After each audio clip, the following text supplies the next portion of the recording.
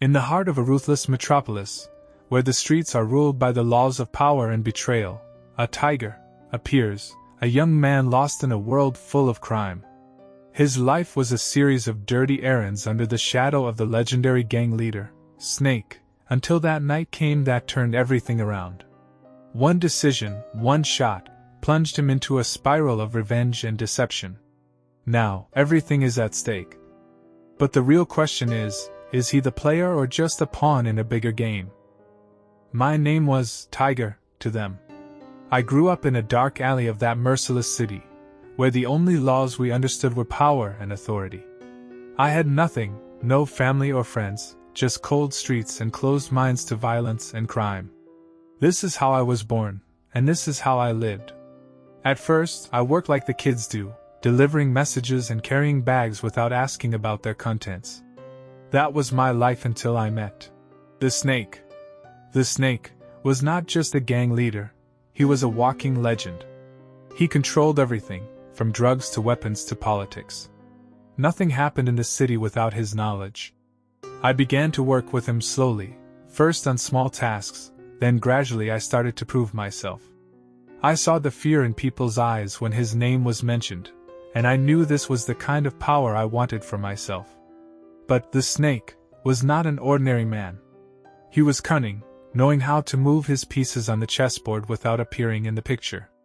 I was just a pawn to him, but he didn't know I was also playing my own game. One day, something unexpected happened. In a secret meeting with the Snake, I was offered a task.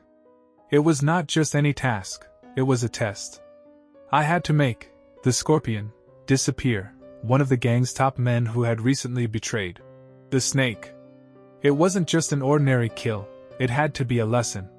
The violence had to be a message to anyone who dared to betray the Snake.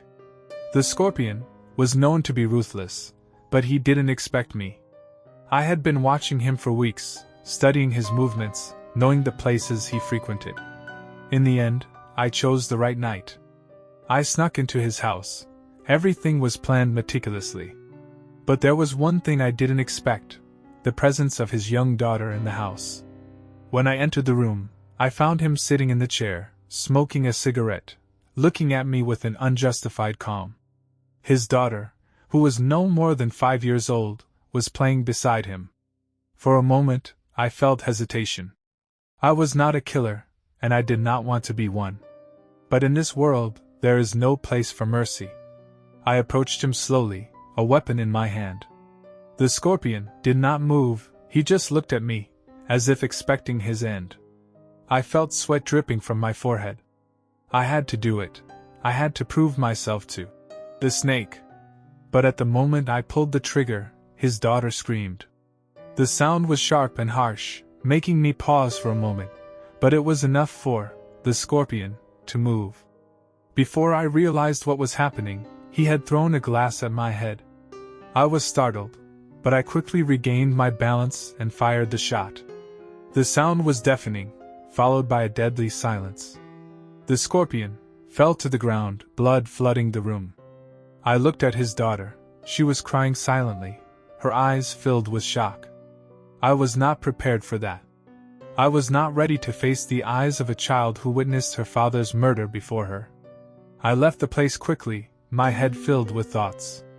I returned to the Snake, expecting to have succeeded in my test, but what happened next was unexpected. Instead of congratulating me, the Snake looked at me with a cold gaze and said, "Do you know what you have done? You left a witness.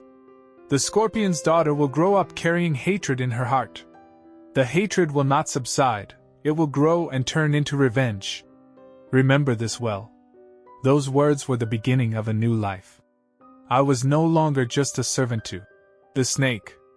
I began to understand that this world is not just about killing and blood. It is a world built on power and fear, but it is also filled with betrayal and complex calculations. I had to be more than just a killer.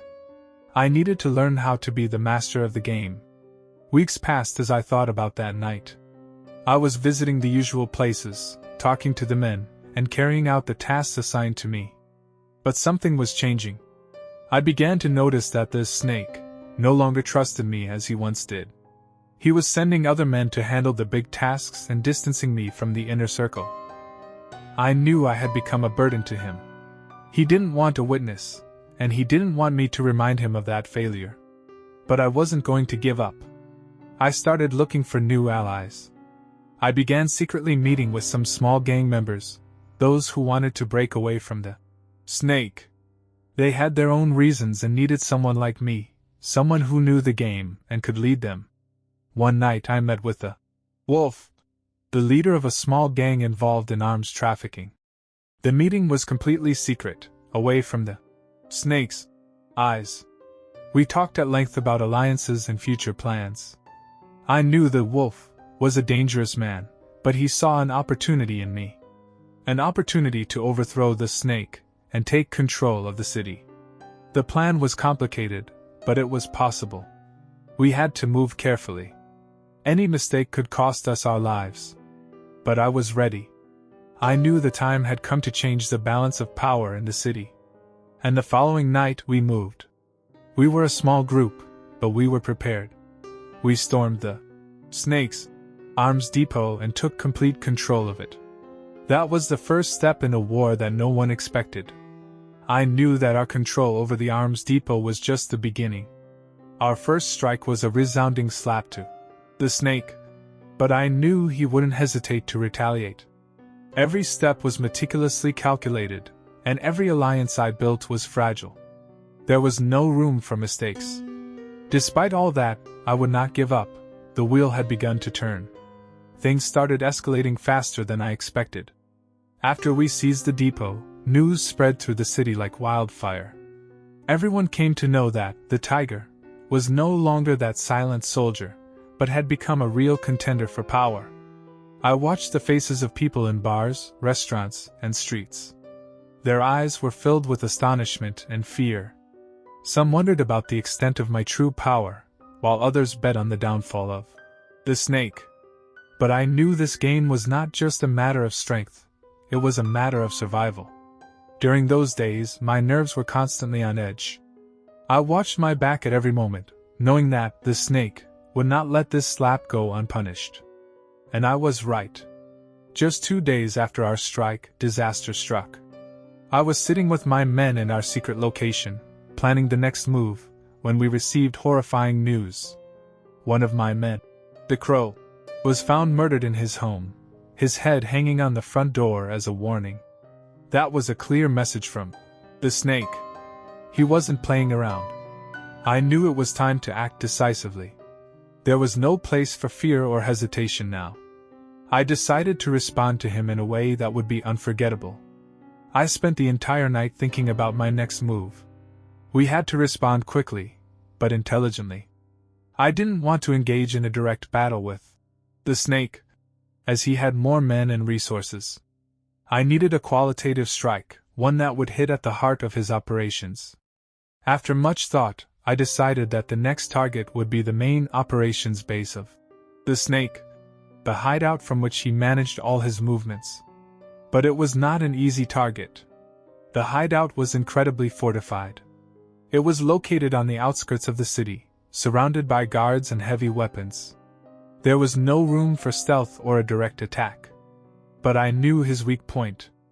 I knew that the snake relied heavily on supplies from outside, and that a massive shipment of weapons was set to arrive at the hideout the next day. I gathered my men and began to explain the plan to them. We would attack the shipment before it reached the hideout. It was a double blow, not only to ensure that the snake was deprived of weapons but also to send him a message that we were capable of reaching his vital arteries. The plan was dangerous, but we had no other choice. We moved in the middle of the night. The truck carrying the shipment was traveling along a narrow mountain road. We knew this was the only place we could successfully set an ambush. We chose a high spot on the hills, where we could see everything clearly, but we knew we had to act quickly and carefully. Any mistake could cost us our lives. When the truck finally appeared on the road, we began the attack. I was leading the operation myself because I no longer trusted anyone. The attack was swift and powerful. The snake men had no chance. We started by shooting the tires, causing the truck to veer off the road and crash. The fighting was fierce, but we had prepared ourselves well. We were able to control the situation quickly and took the entire shipment. This was a heavy blow to the snake. He did not expect us to be able to move with such speed and precision. But while we celebrated the success of the operation, I knew that this success was only the beginning of a long and bloody war. The next day, things began to escalate terrifyingly. The snake men started appearing everywhere. In bars, in alleys, and even in front of my men's homes. They were sending clear warnings that if I did not stop what I was doing, the consequences would be dire. I was not afraid, but I knew I needed to prepare for the real battle. One day, while I was preparing for a meeting with the wolf, in a secret location, I received an unexpected message. It was from the snake himself. I couldn't believe he would send a direct message to me. In the message, he offered me a truce. He suggested that we share the city, that we manage things together, but I knew that this offer was nothing but a trick. I sat thinking about how to respond. I could accept the truce and ensure safety for myself and my men. But I knew that if I did that, I would have lost everything I had built. I would have lost the power I had sought. Instead, I decided to respond to him in an unexpected way. I went to the Serpent's headquarters myself, without guards, and entered his office. It was a moment filled with tension. I looked into his eyes and saw that gaze that hadn't changed in years. It was the look of a man who knows that in the end, everyone gets killed. I sat in front of him, and we began to talk. The room was filled with silence, but every word we spoke was loaded with meaning. After hours of conversation, I stood up and said to him, "I will not be anyone's subordinate. I came into this world to rule it, not to share it." He knew I meant every word. I left the place without looking back. I knew these words would ignite an irreversible war. Indeed, the following night, things began to deteriorate rapidly. The battle started in the streets. There was no safe place anymore. Even my men were falling one by one. The Serpent was waging a dirty war, hitting below the belt, targeting anyone who came close to me. But I was not alone. I had gathered around me loyal men, ready to fight to the death for me. And I knew I would need each one of them in the coming battle. Everything has now become like an endless nightmare. The street battles were intensifying, and there was no room for retreat. I knew that I had placed myself and my men at the heart of an unstoppable storm. The fighting had spread everywhere, and it became clear that the battle between me and the snake would not just be a struggle for power, but a matter of survival. In the early days of the war, we were successfully delivering severe blows to the snake's men.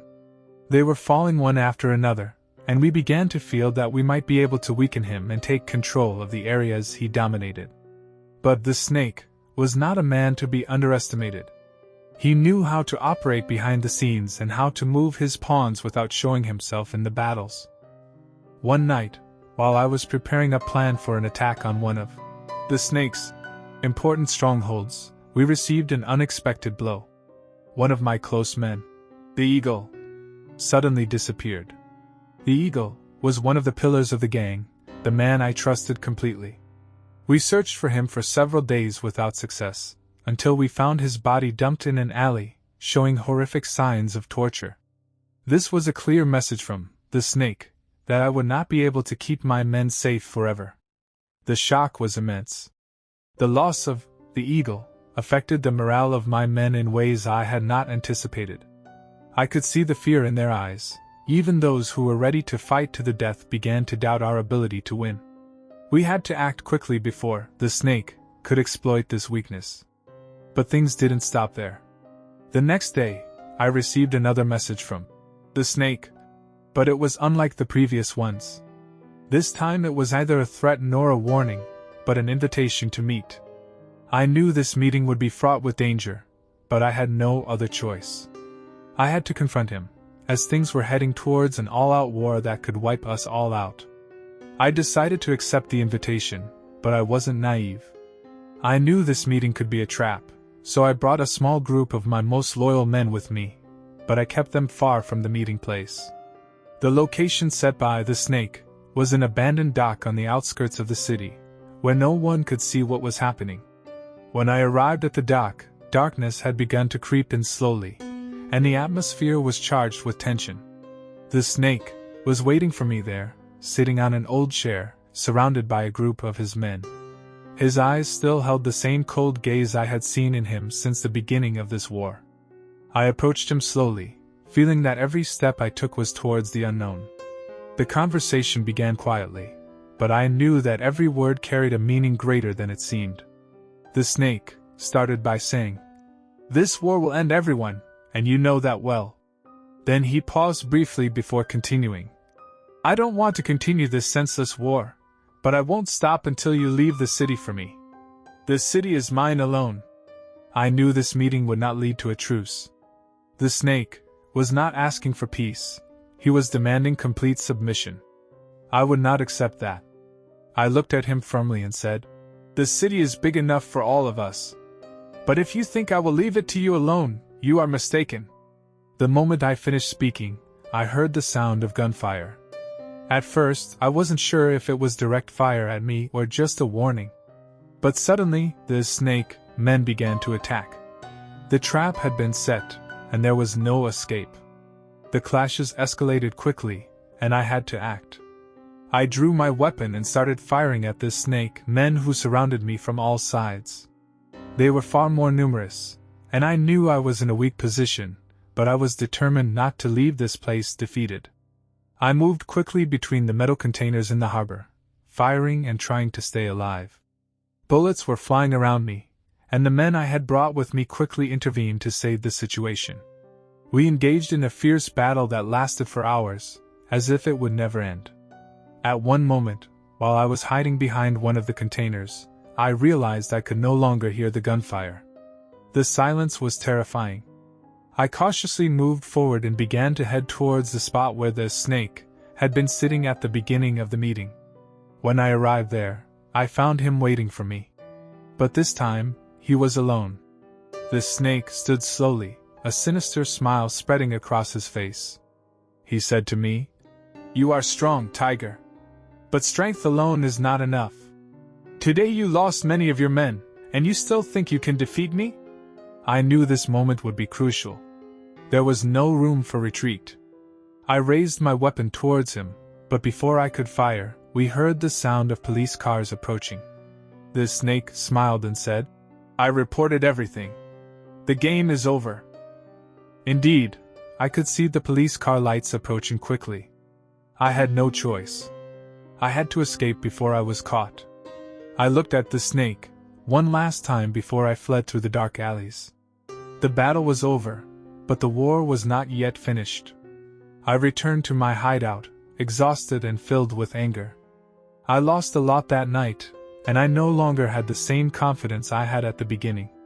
But one thing was clear, I had no intention of backing down. The snake may have won this round, but the war was not over yet.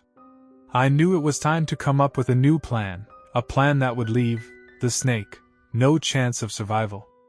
I gathered what remained of my men, and we began to plan our final strike. I knew this war would only end with one of us falling. I was ready to do anything for victory, even if it meant sacrificing everything. After escaping from the harbor, I felt immense pressure.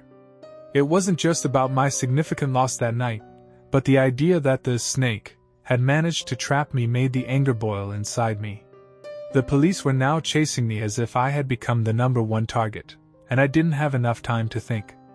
I had to move quickly and find a way to respond forcefully, but without being exposed. I returned to our secret headquarters, where the rest of my men were in a state of shock. We had lost many men that night, and it was clear that things had become more complicated than we had anticipated. We all sat in silence for a moment, then I began to think about the next plan. The snake was strong, and perhaps that was the only time I barely escaped, but I was determined that the next time would be the last. I had one idea in my mind, which was to hit the snake at his weak point.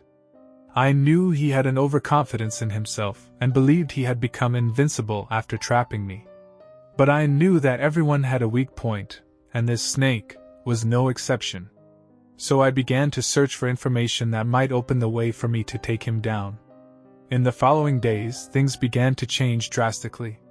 We needed new sources of information and resources, so I decided to go to someone I never thought I would deal with, the Scorpion. The Scorpion was a frightening person, known for his cruelty and sharp intelligence. He had a vast network of contacts and could get anything for the right price. And although we were not friends, I knew he was the only one who could give me what I needed. I left my men in the hideout and went to see the Scorpion. He had an office in the basement of one of the old buildings in the heart of the city. The place was dark, filled with smoke and the heavy smell of tobacco. When I entered, the Scorpion was sitting behind his desk, smiling with a cold grin. "I heard about what happened at the port," said the Scorpion, in a sarcastic tone. "It seems things aren't going in your favor, Tiger." I looked at him steadily and said, "I need information, and you're the only one who can help me." The Scorpion wasn't naive. He knew I was in a tough spot, so he seized the opportunity. "What I ask for isn't little," he said, fiddling with his cigar between his fingers. "But we can reach an agreement." I had no other choice. I knew I needed him, so I agreed to the terms he set. In return, the Scorpion gave me the information I needed, the weakness of the snake. He had a massive shipment of drugs coming into the city, and that shipment was the backbone of his operations. If I could destroy it, I would deal him a blow from which he might not recover. I began to formulate my plan. We had to move quickly and precisely, as this shipment was heavily guarded and under the protection of the snake's most loyal men. We needed a small, strong team to execute the mission, so I chose my best men. The wolf, the leopard, and the eagle were the elite I could rely on. We sat together in the hideout and started to sketch out a plan for the attack.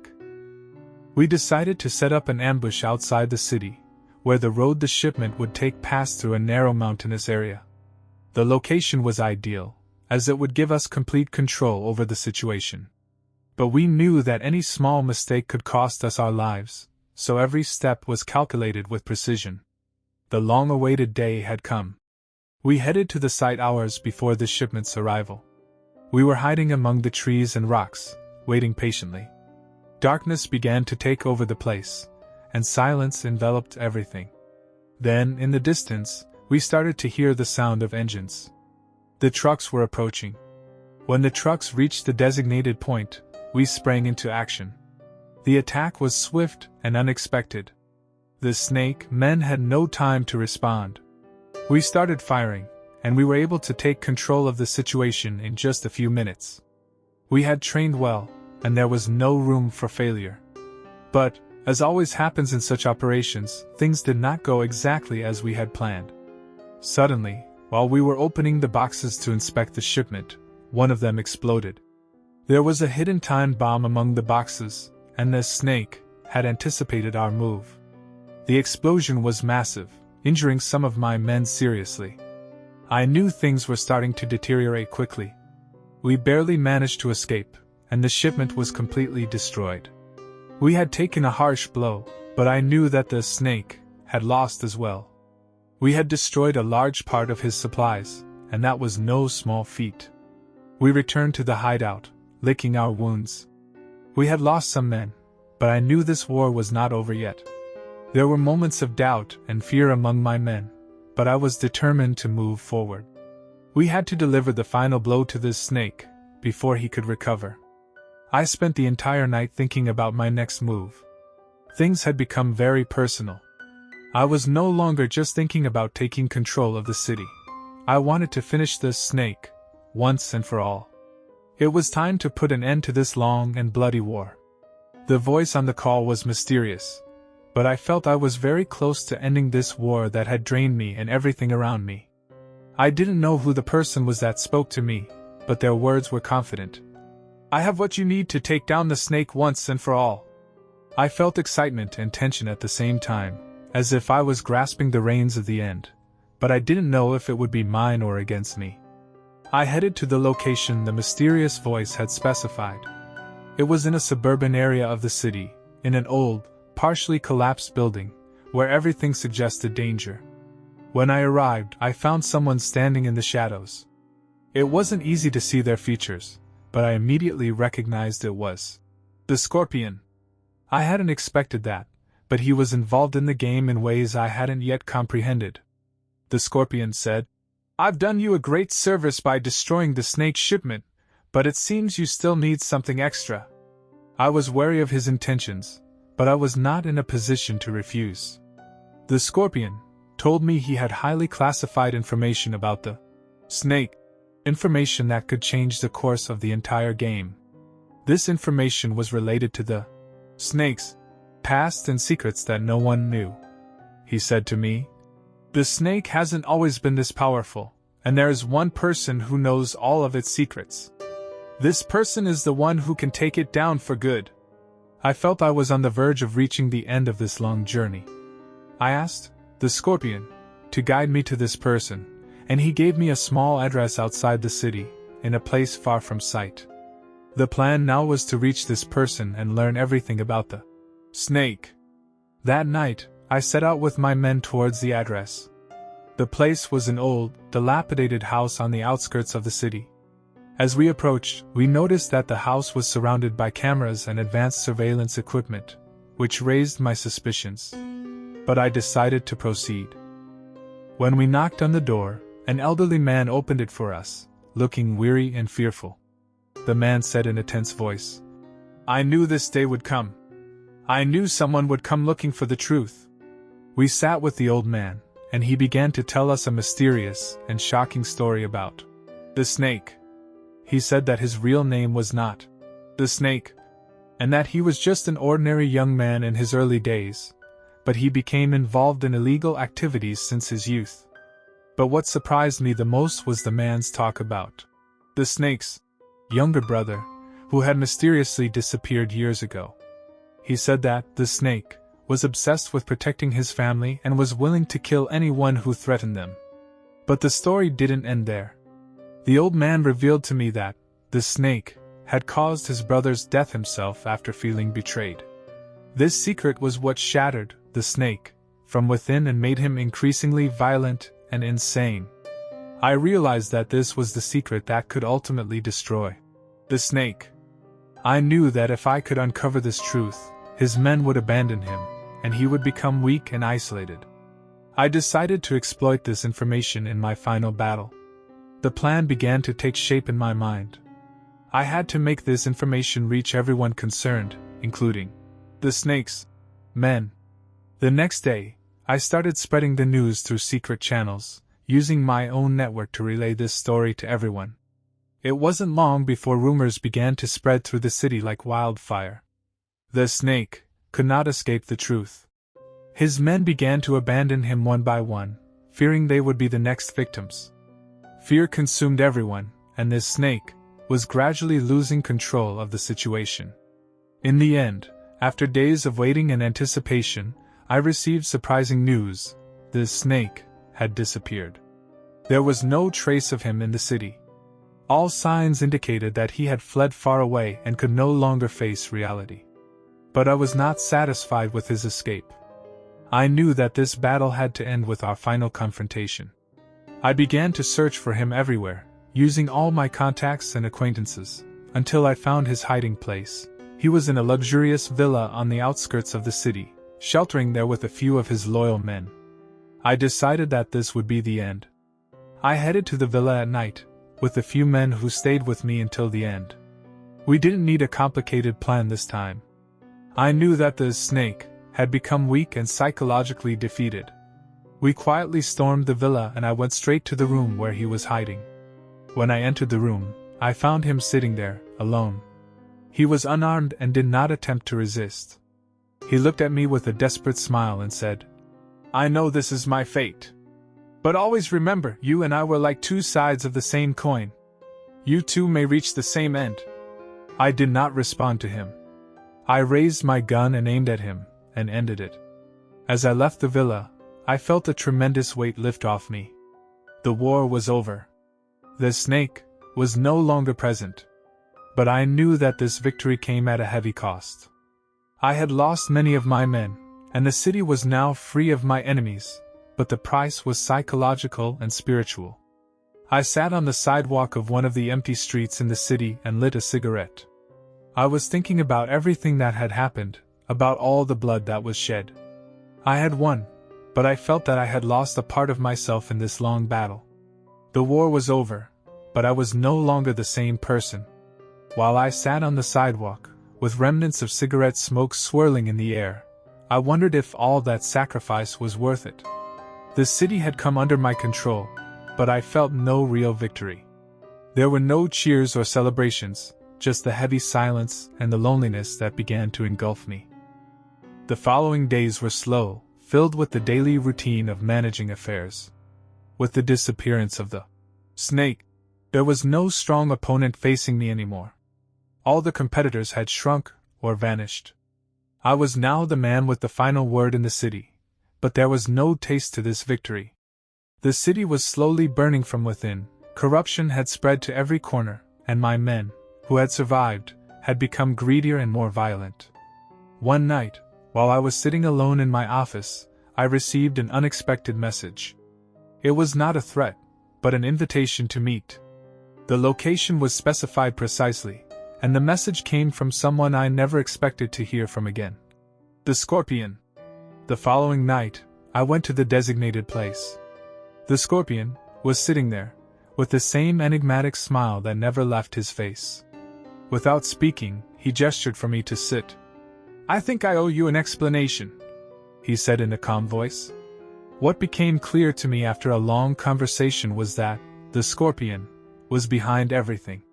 He was the mastermind pulling the strings, exploiting each of us to achieve his personal goals. The snake, I, and even my men, we were all pawns in his grand game. The goal was to reach absolute power in the city, but by using us as tools to achieve that.